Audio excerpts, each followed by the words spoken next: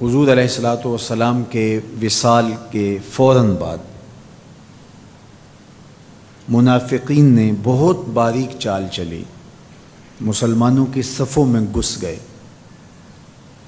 بظاہر لبادے ان کے مسلمانوں والے تھے، تو انہوں نے مسلمانوں سے کہنا شروع کر دیا، لو جی کہانی ختم ہو گئی، ساری رونقیں حضور کے دم سے تھیں، نمازیں تھیں، روزے تھے، لوگ اپنے اموال کی زکوٰۃ دیا کرتے تھے، حج کا اجتماع تھا، یہ سب کچھ ختم ہو جائے گا۔ اب کون مال خرچ کرے گا؟ کس نے جان راہ خدا میں قربان کرنی ہے؟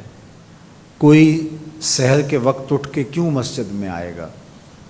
بظاہر لگتا تھا کہ یہ بڑی ہمدردی اور دلجوئی سے حقیقت حال کو بیان کر رہے ہیں، لیکن اس کے اندر چھپا ہوا ظاہر تھا۔ جو نئے قبائل اسلام لائے تھے، یہ خبر جب ادھر پہنچی تو انہوں نے ارتداد کا رستہ اختیار کر لیا۔ بہت سارے قبیلے، آپ پڑھیں تاریخ، مرتد ہو گئے۔ کسی نے زکوٰۃ دینے سے انکار کر دیا، مسیلمہ کذاب نے اپنی جھوٹی نبوت کا دعویٰ کھڑا کر دیا۔ حضرت صدیق اکبر کا دل زخمی ہے، کلیجہ زخمی ہے، لیکن اب اس صورتحال کا جب آپ نے مشاہدہ کیا تو آپ آگے بڑھے اور ایک اونچے ٹیلے پہ کھڑے ہوئے لوگوں کو اشارہ کیا۔ لوگوں نے جناب ابو بکر رضی اللہ تعالیٰ عنہ کو دیکھا تو ادھر لپک کے آ گئے۔ تو حضرت ابو بکر صدیق رضی اللہ تعالیٰ عنہ نے مختصر خطاب کرتے ہوئے آپ نے کہا، لوگوں مجھے ایک بات بتاؤ، تم اللہ کی عبادت کرتے تھے کہ رسول اللہ کی عبادت کرتے تھے؟ لوگوں نے کہا کہ ہم اللہ کی عبادت کرتے تھے۔ تو کہا کہ اگر تو تم رسول اللہ کی عبادت کرتے تھے تو حضور وصال کر گئے، اور اگر تم اللہ کی عبادت کرتے تھے تو وہ آج بھی حی ہے، لا یموت ہے، اسے موت ہے ہی نہیں۔ پھر کہا، جس دین کے لیے میرے اور آپ کے آقا و مولا نے اپنی ساری زندگی لگا دی، کیا حضور کے وصال کر جانے کے بعد تم اس دین کو چھوڑ دو گے؟ تو لوگوں نے کہا، کیوں چھوڑیں گے؟ تو کہا، پھر اٹھو اور دین کا جھنڈا لے کے پوری دنیا پہ چھا جاؤ۔ تو آپ نے لوگوں کو سنبھالا۔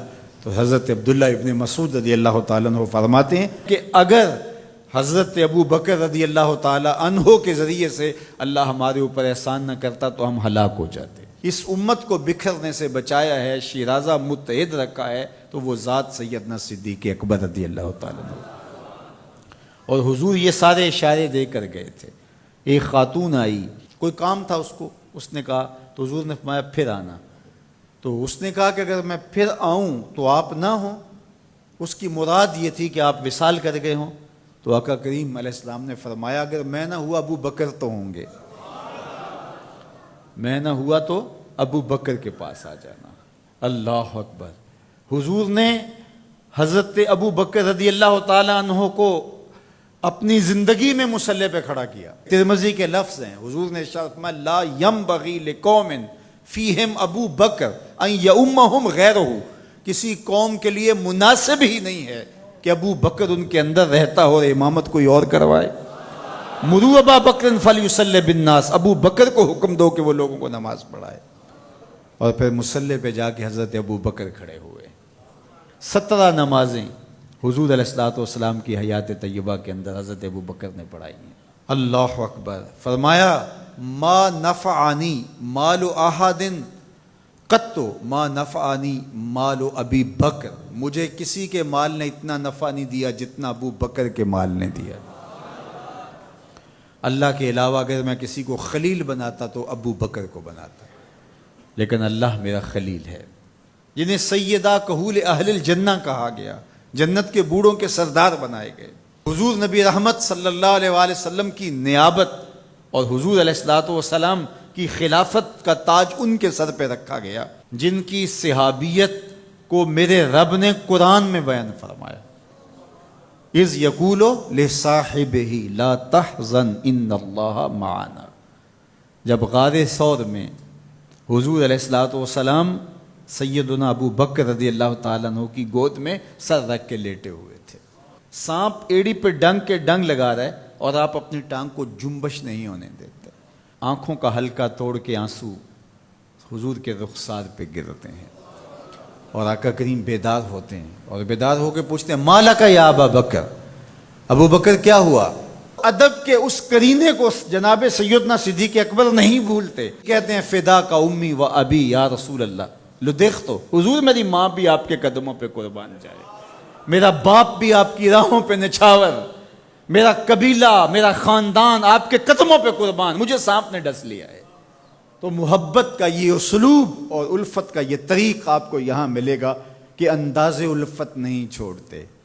تو سانپ کا کام تو ڈسنا ہے، چاہے وہ غار میں ڈسے یا اسلام آباد میں بیٹھ کے ڈنگ لگائے، وہ تو ڈستا رہے گا، لیکن ابو بکر حضور کی محبت کے ترانے پڑھتا رہے گا۔ سیدنا صدیق اکبر کی سب سے بڑی آرزو جب پوچھی گئی تو وہ یہی تھی کہ آنکھیں میری ہوں، چہرہ حضور کا ہو، نہ چہرہ ہٹے نہ آنکھیں تھکیں، دیکھتا رہوں اور دیکھتا رہوں۔ اس واقعہ کی حکایت قرآن نے بیان کی ہے۔ اذ یقول لصاحبہ، صحابی کا ٹائٹل قرآن نے حضرت سیدنا صدیق اکبر کے نام کیا ہے، اس لیے حضرت سیدنا صدیق اکبر کی صحابیت کا انکار کفر ہے۔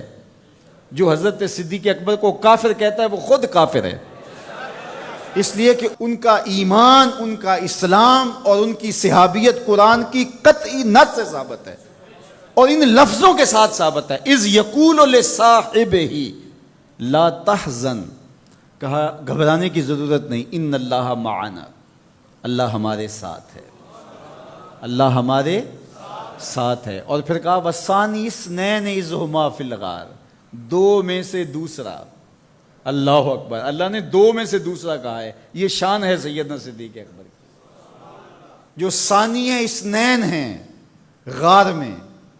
اللہ اکبر، یار کہتے ہیں حضور کا سایہ نہیں تھا، لیکن جناب ابو بکر سائے کی طرح حضور کے ساتھ رہے، قبر کے بھی ساتھی، بدر کے بھی ساتھی، سفر کے بھی ساتھی، حضر کے بھی ساتھی۔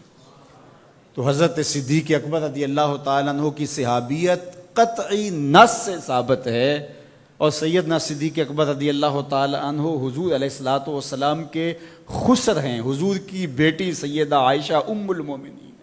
حضرت سیدنا صدیق اکبر رضی اللہ تعالیٰ عنہ کا دایاں ہاتھ حضور نے اپنے ہاتھ میں پکڑا ہے، اور بایاں حضرت عمر کا ہاتھ پکڑا ہے، اور حضور ایسے مسجد نبی سے باہر نکل رہے ہیں، اور کوئی شخص داخل ہوا تو فرمایا قیامت کے دن ہم ایسے ہی اٹھائے جائیں گے، دائیں ہاتھ میں ابو بکر کا ہاتھ ہوگا، بائیں ہاتھ میں عمر کا ہاتھ ہوگا۔ اللہ اکبر، یہ ہیں حضرت ابو بکر رضی اللہ تعالیٰ۔ جو بدبخت سیدنا صدیق اکبر رضی اللہ تعالیٰ عنہ کے ایمان پہ شک بھی کرے وہ مومن نہیں رہتا۔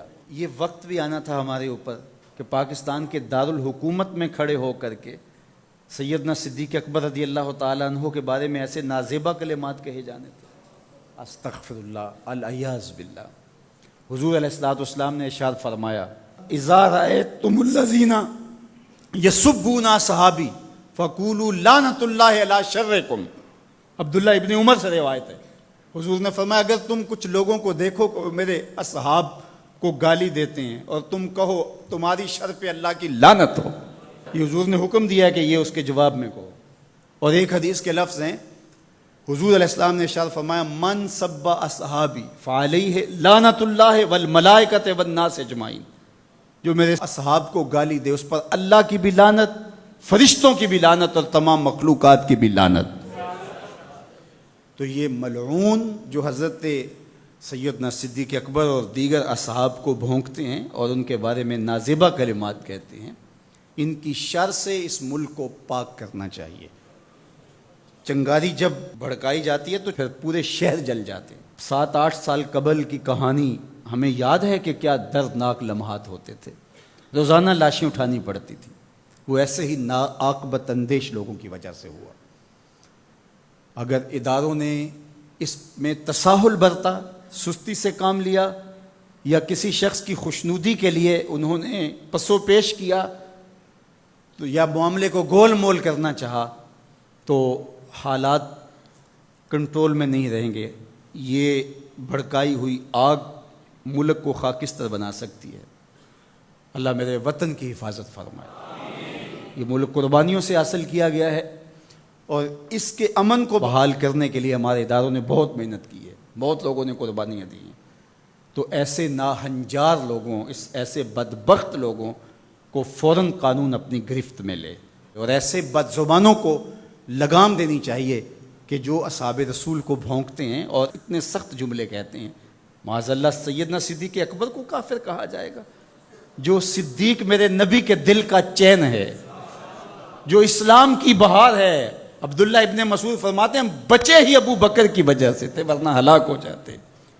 جس ابو بکر رضی اللہ تعالیٰ عنہ کو حضور نے مصلی پہ کھڑا کیا، جس ابو بکر رضی اللہ تعالیٰ عنہ پہ اتنا اعتماد تھا کہ ہجرت والی رات ان کا انتخاب کیا۔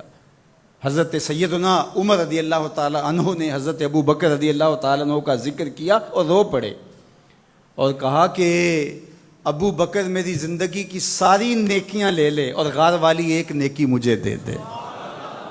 اور پھر کہا کرتے تھے کہ کاش کہ میں ابو بکر کے سینے کا بال ہوتا۔ ابن جوزی نے لکھا ہے کہ ہمارے بزرگ اور اسلاف جو تھے وہ ابو بکر و عمر رضی اللہ تعالی عنہما کی محبت اپنی اولاد کو یوں سکھایا کرتے تھے جیسے قرآن کی آیتیں سکھائی جاتی۔ ان کی محبت اولادوں کے سینوں میں راسخ کیا کرتے تھے۔ معمولی سی میل بھی سیدنا صدیق اکبر کے بارے میں برباد کر دیتی ہے۔ اللہ کے نبی کا ہر صحابی با کمال ہے، لیکن ابو بکر ہے۔ جے شک ہووی تے چل مدینے، جے شک ہووی تے چل مدینے، آ ویخ لے جوڑ مزاراں دا، بن یار نبی دیاں یاراں دا۔ تو ان سے ہماری محبت کا رشتہ استوار ہے۔ تو جس شخص نے بھی یہ جملہ کہا ہم اس کی مذمت کرتے ہیں۔ مذمت تو لفظ بہت چھوٹا ہے، اس کو قرار واقع سزا دیجئے۔ وہ بدترین انسان ہے روئے زمین پہ، اور اس سے کوئی روح رعایت نہ رکھی جائے تاکہ آئندہ ایسے راستے بند ہو۔ اداروں کو اس پر فی الفور نوٹس لینا چاہیے قبل اس سے کہ حالات ہاتھ سے باہر نکل جائیں اور بے قابو ہو جائیں۔ اللہ ہم سب کو اپنی رحمتوں کے حصار میں رکھے۔